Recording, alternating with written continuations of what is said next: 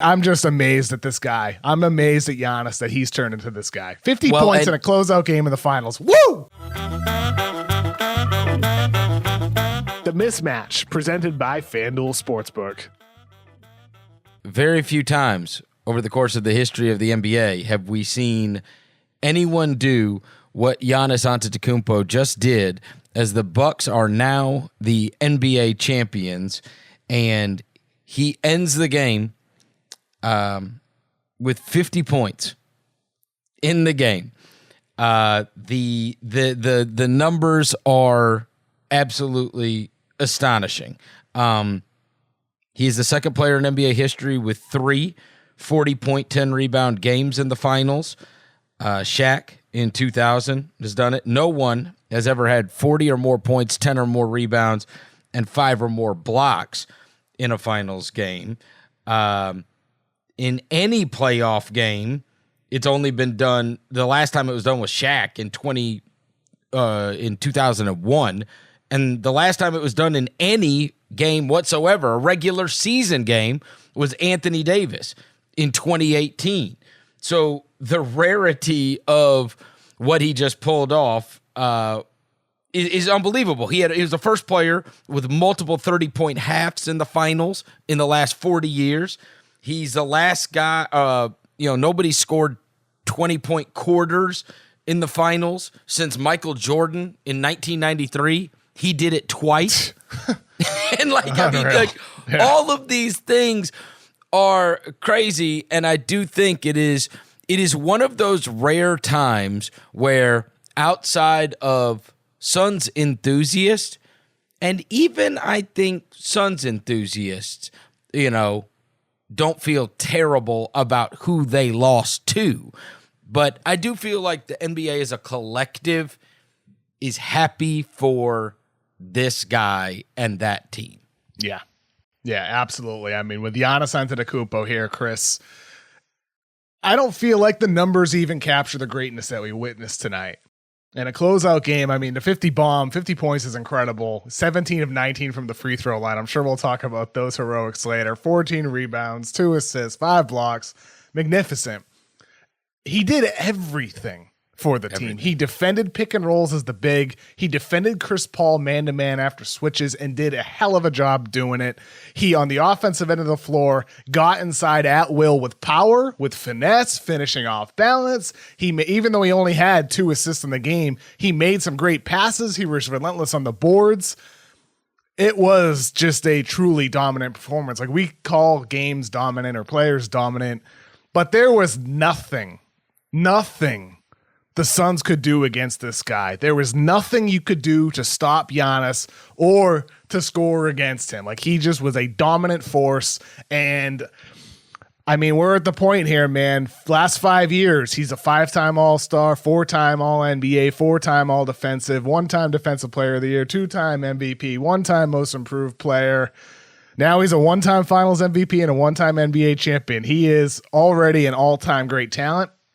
He is on his way to having an all-time great career, possibly even to become one of the 10 greatest players of all time, Chris. He has a chance to do that, and there will be plenty of time in the next 5-10 years to have legacy talk. But right now, in this moment, for him to be here knowing what he came from, I just feel joy, man. I really do. Look, I'm so happy for him, and I'm happy for Bucks fans. Look, there will always be legacy talk, but I'm telling you this, Kev.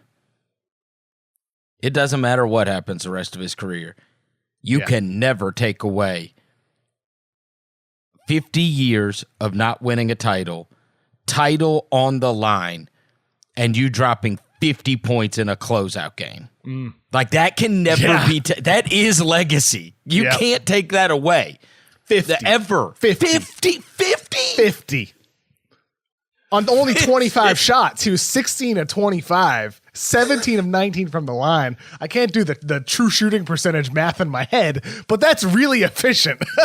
That's an outstanding number, right? Like, he would just, and like the way the Suns defended him, DeAndre Ayton, like, give him credit, for having a great playoff. By the end of it, like, Giannis wore him out. We talked about this throughout the finals. Can Ayton continue to sustain playing 40 minutes every night against Giannis? Well, no, because Giannis just wears you down with his constant energy, constant intensity. I don't know, man. Like, I'm just amazed at this guy. I'm amazed at Giannis that he's turned into this guy. 50 points in a closeout game in the finals. Woo! Wow! And we talked about after game 2, I recall the podcast we did, and one of the things we mentioned was he had only taken like 11 shots in game 1, and of course, we couldn't believe he played in game 1. Given the nature of what we thought his injury was against Atlanta. So we got to, you scroll this back, everybody was shocked he was available, available in the manner that he was, right? Like I know that there were the reports that like, hey, if there's going to be a game 7 against Atlanta, there's talk he could be available, but he wasn't fully available. Even in game 1, he had a ton of rebounds, but he only took 11 shots. He wasn't that guy. But in game 2, that switch flipped, and he had 42, I think it was. 42, yep. Yeah, in a game they lost, and one of the things we talked about was, for the Bucks, one thing you do have to feel good about is, A, you have the best player in this series. B, they don't have the goods to deal with him. There's just nobody on the roster to deal with him. There's only one DeAndre Ayton, and they only have one big. They play smaller guys at power forward, right? Like, it's just the nature of their team. Their only backup big is Frank Kaminsky. They don't play the kid that they drafted 10th overall, Jalen Smith, who's got size, but he's not available for this. He's not trustworthy in this kind of high leverage situation. Yeah. Right. But that was one of the things was, look, he is the best guy.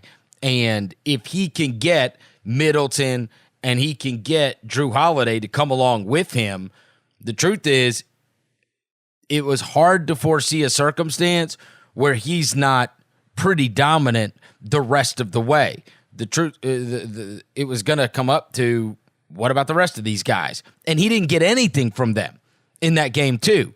And then as the series went on, he started to get more out of them. And you saw they changed their defense a lot. You know, they stopped letting Brook Lopez just get picked on.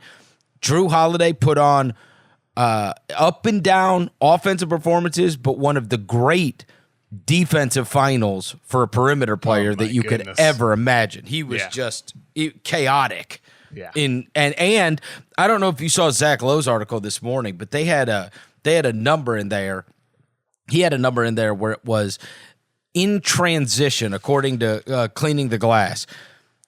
Per 100 possessions in transition, the Bucks were scoring 153 points per 100 possessions. Just ludicrous. The number one team this year was 133. So they were scoring 20 more points per 100 possessions than the best team in transition. So it was a matter of ludicrous level of efficiency. Yeah. Can you get the stops? Can you get out in transition? And there was that second quarter where it was half-court basketball. We run a play, you run a play, and they were a debacle. But then by the second half, they got going again, and they got that game moving, and they were just absolutely devastating. For sure. I mean, I think that like it all connects. Getting stops on defense and making life hard on the Suns. The Suns are a team that they whip the ball around the court. 0.5 offense, as Monty Williams calls it. They want to have quick passes, cutting, lots of movement. The Bucks, the way in which they defended the Suns, created tough passing lanes constantly for everybody on that team. It was very rare that you saw a clean catch. They're everywhere. And that's due to the way these Bucks are with Giannis's length, with PJ Tucker. Chris Middleton is big for his position. Brook Lopez is gigantic. Drew Holiday, as you said, had one of the best defensive series that I've ever seen. I mean, for him to bother Chris Paul, for him to bother Devin Booker, just to make their life hard, that alone is significant. Never mind actually forcing some stops. And just with the energy Giannis had tonight, like he had 5 blocks. How many almost blocks did he have? Oh my goodness! Where it was like a goaltend, or like it hit the glass first, or when like maybe it was a foul, or just missed it. Like he was everywhere. That's what I mean. Like I don't feel like the numbers, as amazing as the numbers are, 50 points, 14 rebounds, 2 assists, 5 blocks.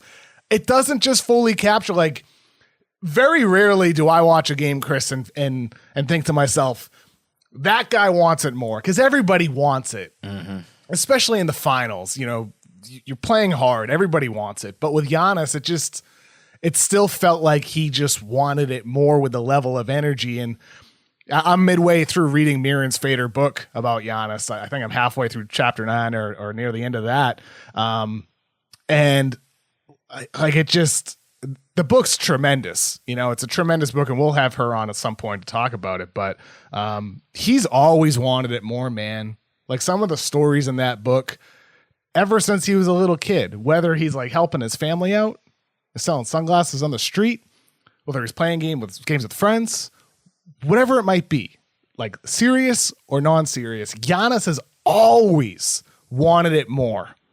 And like it just felt like this game 6 with him tired, playing over 40 minutes, 3 weeks after hyperextending his knee, just the way in which he played tonight. There's one moment in that third quarter, I'm like, he's not going to be denied. He's just not going to be denied tonight. And that's because of just who he is as a person. It's who he's always been. And Giannis has always been somebody who wants it more.